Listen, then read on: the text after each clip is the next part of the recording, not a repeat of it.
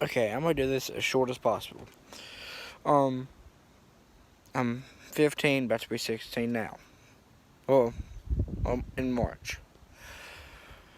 I've been fighting depression and suicide for the last 6 years, or close to 6 years at least. I've I had an incident last night, and a lot of y'all recently have asked me, "Are you okay? What's going on?"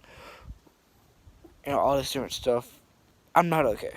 I haven't been so 6 years. And yes, I know I have a pimple on my eyelid. I hate it, and I can't pop it yet because it's not ready. Um, so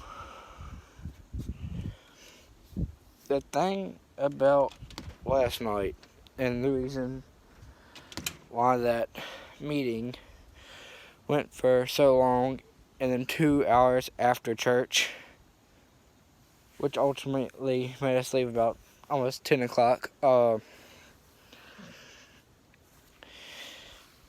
It obviously it wasn't a meeting. It was an incident with me where I wanted to kill myself in the middle of the church. And I had to text my doctor, and she told me or whatever she is, told me let them pray over you and all this different stuff because I was already there. Okay, let them do that. While praying, keep in mind I'm an emotional person sometimes.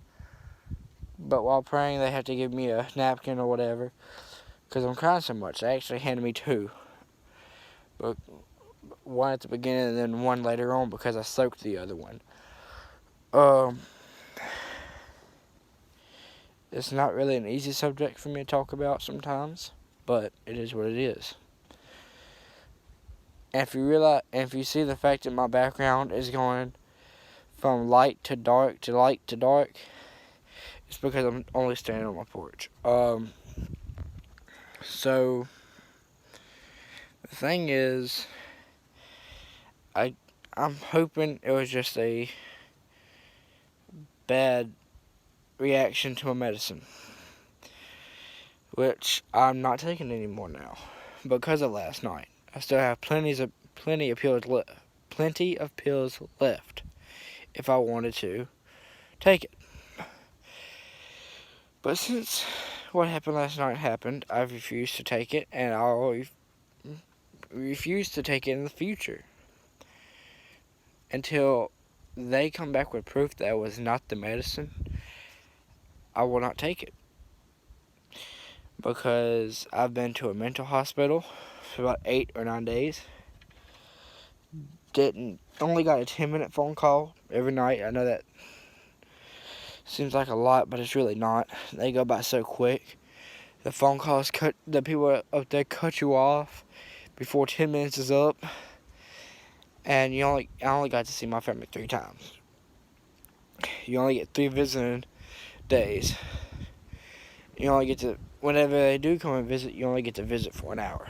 It's not that long. I promise you it ain't. So the thing that happened last night was I wanted to kill myself in the middle of the church. So they prayed on me and everything else.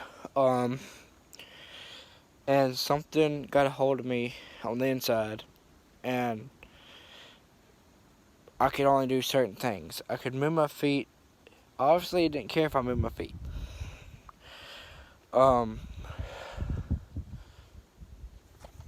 little bit of hand movement. A little bit of hand movement. That's about it. I couldn't raise my hand up like this or nothing like that. I could just move my wrist.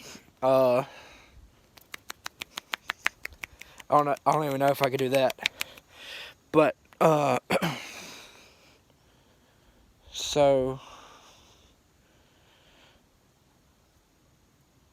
it was keeping me from talking at all, really. And what wound up happening was I had the tissue in his hand. They had to force my hands up. One guy had to hold up my left, and the other guy had to hold up my right. The guy that was holding up my right hand was struggling to hold my hand up. None of this is funny for anybody that has depression or suicide ideation. If you don't know what that means, it's like the idea of killing yourself. So the thing about it is, mine happened for 24/7, basically, for years. And it's racing through my mind right this second. That's why I can barely speak. But my real name is John. Okay. And I don't like being called that. I like JT better.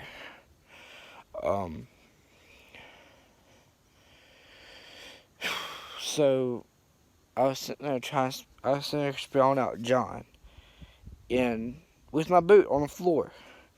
There was nothing I could dip no water, no nothing. It was just my foot going across the floor trying to spell something. So I couldn't write anything down. They wouldn't let me. They were thinking I was going to give the spirit more power. And it was the wrong spirit that they wanted to have power. Can't blame them. So they wouldn't let me write anything. And as they realized I was doing it with my foot, they said, hold this boot, we're about to anoint that too. They anointed me twice, or 2 to 4 times really.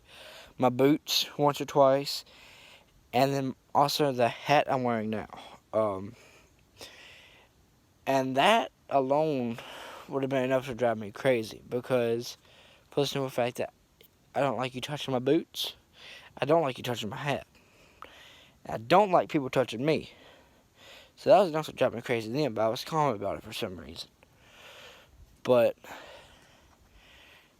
I had my napkin in this hand, and I had a pencil in my pocket, in my right pocket, but I couldn't get it out because my hands were forcefully raised.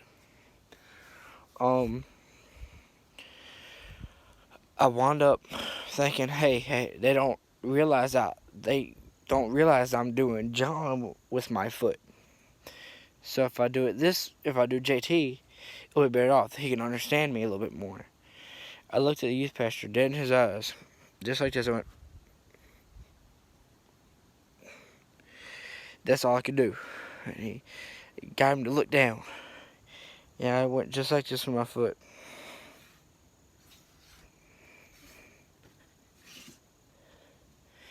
I did that about 6 times. He caught on. He realized that whatever it was that had a hold of me had done something else. It let go after that. So he said JT a few times. And then I went just like this. I was able, with this hand, because my wrist was limp, but my hands were raised. With my hand, I was able to do just like this. So when he did, I went just like this. I went.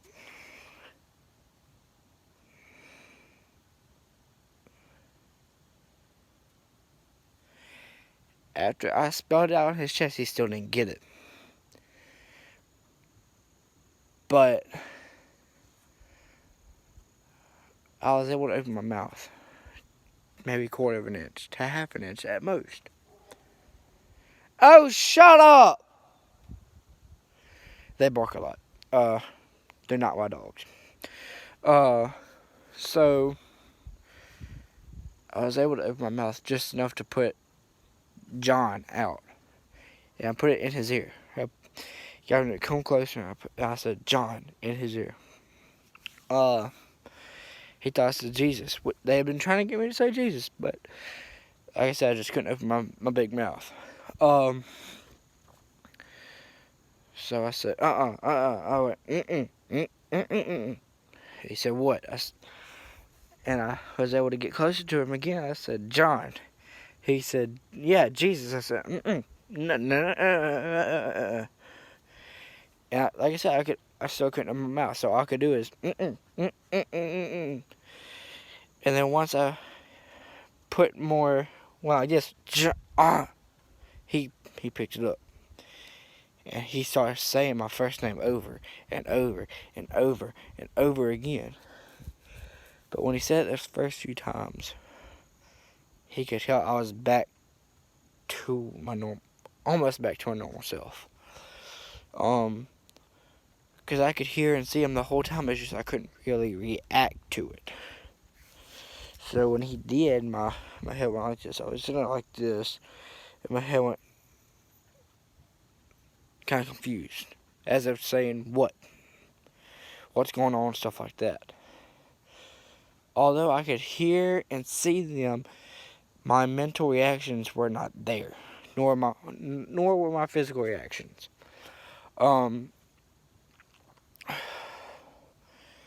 So whatever it was is still looming around in my head. I thought earlier I saw a hanger in my room, and I said, I wonder if I should try to put this hook straight through my eye. Not the best thought, I know. Oh well, I can't help it. I can't help it at this point. I don't really know how to explain it, but I will say this. As far as the medicine that I was given, like I said, I'll refuse to take it in the future until they give me evidence that that was not caused by the medicine. But if I seemed a little creeped out, it's about 12:30 here in Mississippi. And we all know tweakers and crackheads and thieves and stuff like to mess around about this time. But I'm not safe in my own mind. And there's nowhere for me to go outside of my own mind. This is not a goodbye letter. I mean, not a goodbye letter. A goodbye video. Or anything like that. But I'm not okay. This is for the people that actually give a crap about me. I won't tell you I'm okay, of course. But I'm not okay. I'm nowhere near it. I've been fighting this stuff for almost 6 years now.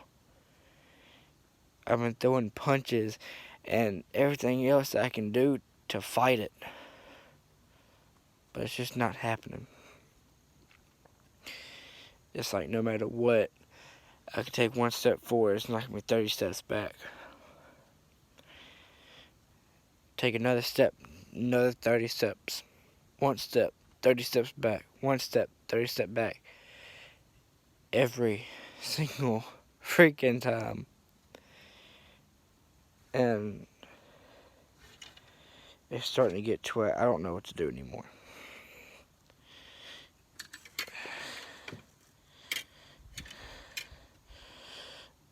I was going to start my foot, sorry y'all. I don't know what to do at this point. I don't know what to do as far as help. I don't know what to do as far as anything.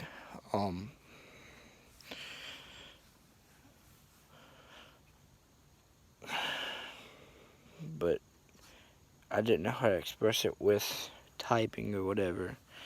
I figured this would be a lot better, and if somebody runs upon this that doesn't know me at all, isn't from Mississippi or anything else, they don't know how to express it, they know that they're not alone. And they know that there's somebody out there that's been through this and has went through enough